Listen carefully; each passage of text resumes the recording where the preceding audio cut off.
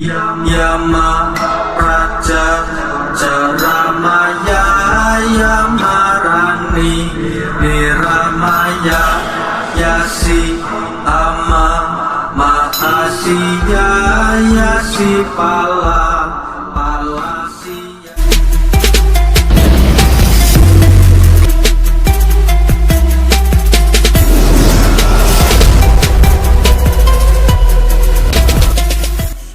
Wahai sedulur-sedulurku, sudah saatnya para spiritualis di bumi Nusantara ini mulai bersatu kembali dalam satu misi dan visi kehidupan.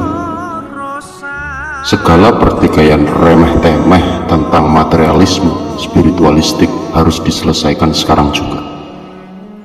Tugas yang sangat penting itu tengah menanti. Bukan sekedar tugas profetik, tetapi tugas yang benar-benar menyangkut keberlangsungan eksistensi seluruh spesies di tanah bekas Atlantis ini, di bumi yang indah ini. Tugas ini tidak bisa hanya dikerjakan oleh satu dua orang nabi atau resi atau Buddha seperti pada masa lampau, tetapi oleh seluruh manusia biasa Nusantara. Semua orang harus terlibat di dalam tugas yang sangat penting ini, demi kehidupan bahagia yang menjadi tujuan tentunya. Sedulur-sedulurku, ketika terjadi ketegangan dan pertikaian yang serius dalam kehidupan, ketika sebentuk materialisme yang merasuk ke segala aspek kehidupan menikam hingga masuk ke dalam relung-relung hati manusia, maka kehadiran manifestasi kebijaksanaan dan kebenaran menjadi mendasar untuk menjaga keseimbangan. Dan lalu Yang Maha Agung akan menghadirkan kepada dunia sosok yang dipenuhi petunjuk dan bimbingannya. Beliau akan hadir di tengah-tengah kehidupan makhluk di bumi, lalu mengajak mereka untuk meraih kesejahteraan dan kedamaian yang sejati. Sedulur-sedulurku, sungguh dialah yang kini disebut dengan istilah Satrio Piningit, Imam Mahdi, Avatar atau Maitreya oleh sebagian kelompok manusia. Sosok pribadi yang akan menata dunia baru di zaman yang baru. Lalu dengan petunjuk dan arahannya, ia akan menunjukkan bagaimana manusia bisa mencapai tingkatan hidup yang lebih tinggi. Ia akan mencontohkan makna cinta dan perilaku benar atau salah yang sesungguhnya. Karena masalah benar dan salah merupakan persoalan yang sangat penting dalam kehidupan ini. Dan Tuhan berkarya di sisi kebenaran, sehingga kebenaran akan mengalahkan kejahatan. Sementara cinta dan belas kasih jauh lebih kuat daripada kebencian dan kekerasan. Lalu bersama pengikutnya, sosok terpilih ini dengan contoh teladan mereka akan mempengaruhi masyarakat yang mereka singgahi. Mereka menjadi hati nurani rakyat.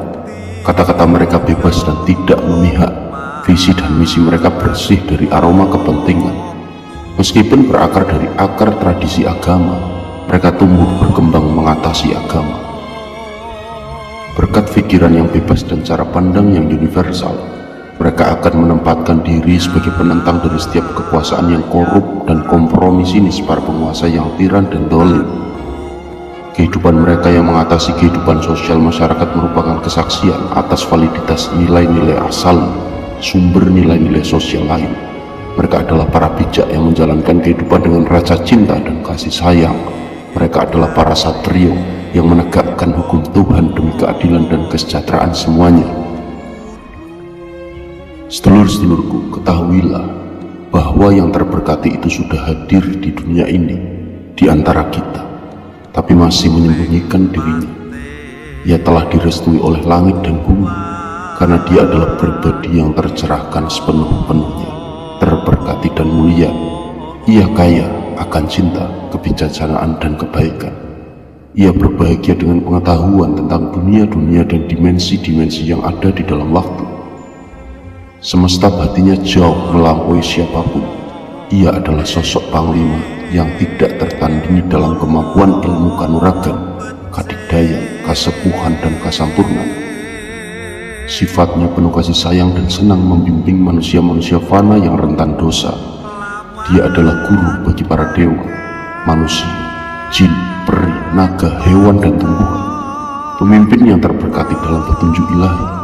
Dia menyatakan kebenaran, baik dalam kata maupun dalam perbuatan dan jiwa. indah dalam awal mula, indah dalam proses perkembangan, dan indah dalam kesempurnaannya.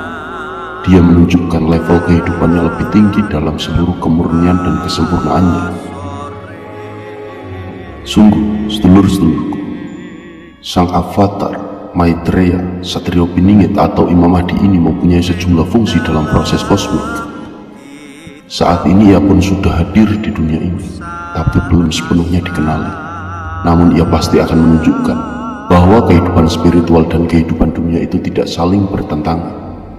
Jika kehidupan di dunia tak sempurna dan dikendalikan oleh keinginan daging dan kejahatan, maka tugas sang terpilih dan kitalah untuk menyempurnakannya demi kedamaian jiwa.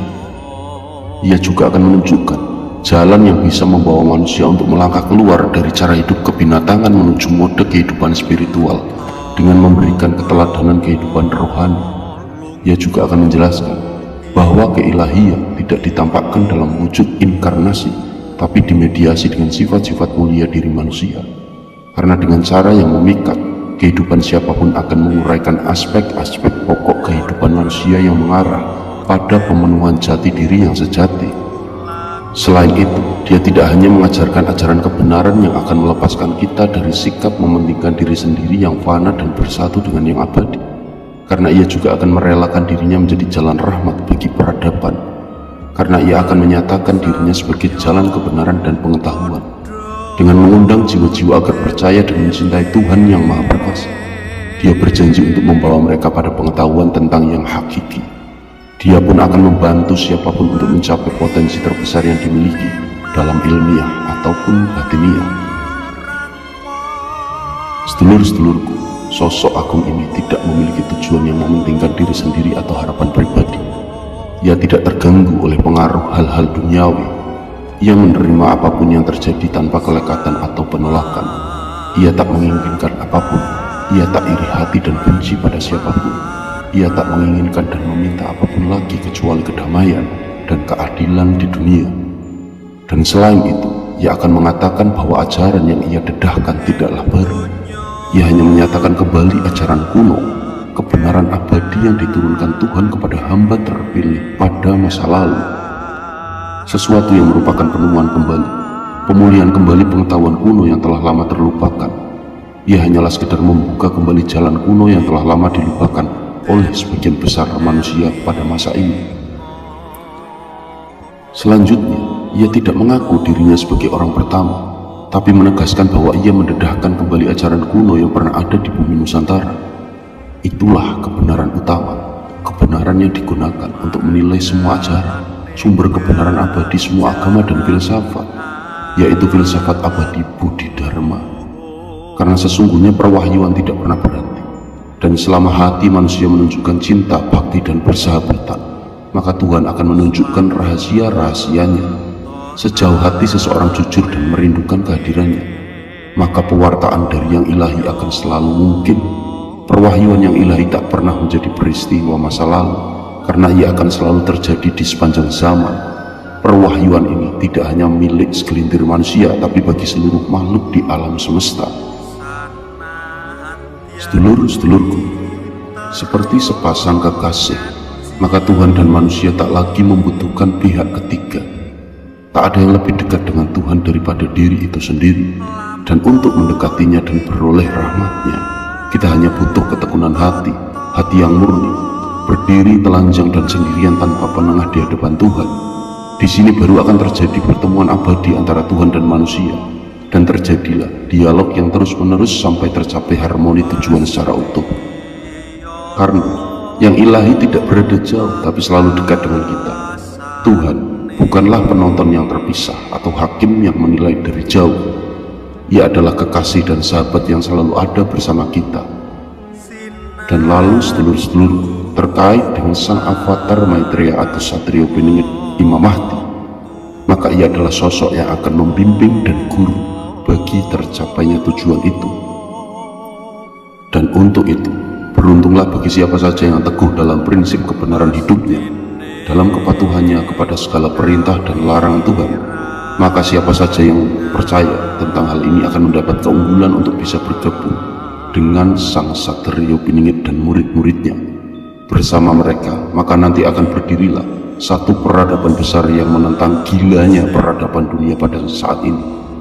Dan sesungguhnya itu bukanlah hal yang baru sepenuhnya, karena apa saja kejayaan yang muncul nanti adalah sesuatu yang pernah terjadi di bumi Nusantara ini. Hanya saja memang ada beberapa penyempurnaannya yang tentunya lebih hebat dan gemilang kadarnya. Sehingga bersiaplah wahai saudaraku sekalian, mari kita persiapkan lahir dan batin kita mulai dari sekarang. Salam Rahayu.